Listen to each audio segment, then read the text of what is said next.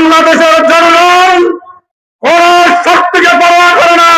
আজকে দাবি জানাচ্ছেন, আপনাদেরকে মনে রাখতে হবে, আপনারা কিন্তু রক্তের উপরে যারা এই বাংলাদেশের ফ্যাসিস্টের বিচার করার ওয়াদা দিয়ে আপনারা এই সরকারের কাজ শুরু করেছেন। আপনাদেরকে অনতি বিলম্বে যারা হত্যা করেছে, যারা হত্যার দোষর, তাদের সকলের বিচার কাজ সম্পন্ন করতে হবে।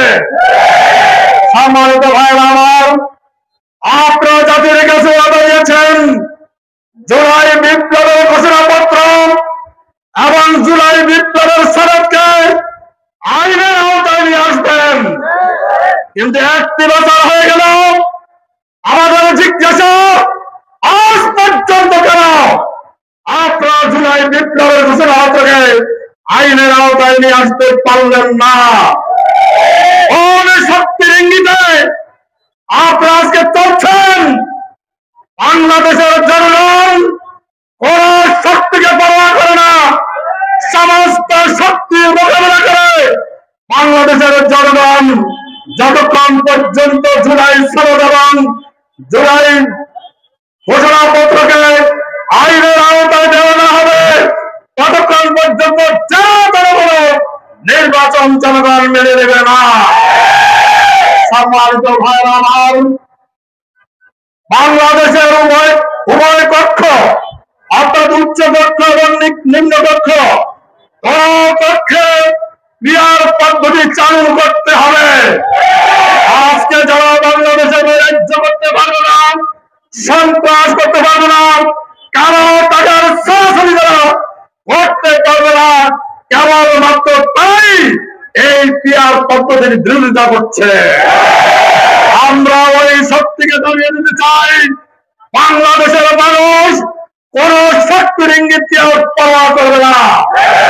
আমরা চাই বাংলাদেশের আজকে 81% লোকে পিয়ার পদ্ধতি চায়। অতএব বাংলাদেশের উভয় পক্ষে পিয়ার পদ্ধতি চালুর মাধ্যমে আগামী ফেব্রুয়ারিতে আমরা নির্বাচন চাই। প্রিয় ভাইরা আমার, আজকে যারা বাংলাদেশের মাটিতে বসে বসে দোষরদের রাজনীতি করছেন, দোষরদের দালালি করছেন, ওই দোষরদের দালাল জাতীয় পার্টি এবং 14 দলের রাজনৈতিক কর্মকাণ্ড নিষিদ্ধ করতে হবে। সংগ্রামী ভাইরা আমার, এই বাংলাদেশের মানুষ যারা অতীতের 15.5 বছর পর্যন্ত গৃহপালিত একটি বিরোধী ভূমিকা পালন করেছে, একই সাথে তারা নেতৃত্ব নিয়ে সরকারের কাতারে বসেছে, আবার তারা বিরোধীদের কাতারে বসেছে এবং গৃহপালিত পশু যারা পশুর মতো কাজ করেছে তাদেরকে বাংলাদেশের মাটিতে রাজনীতি করতে দেশের মানুষ দেবে না। তাদের রাজনীতি করার কোন অধিকার বাংলাদেশে নাই।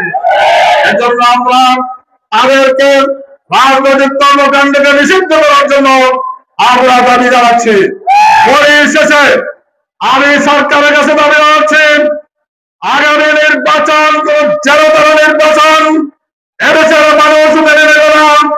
সমস্ত দলের জন্য লেভেল প্লেইং ফিল্ড তৈরি করে বাংলাদেশের সমস্ত মানুষ যেন নির্বাচনে অংশগ্রহণ করতে পারে, নির্দ্বিধায় যেন ভোট দিয়ে তারা বাড়িতে বুঝতে পারে এবং কেন্দ্র দখলের স্বপ্ন যেন কেউ দেখতে না পারে, এইরকম একটি ফিল্ড তৈরি করে আগামী ফেব্রুয়ারিতে কিন্তু নির্বাচনের তারিখ ঘোষণা করতে হবে।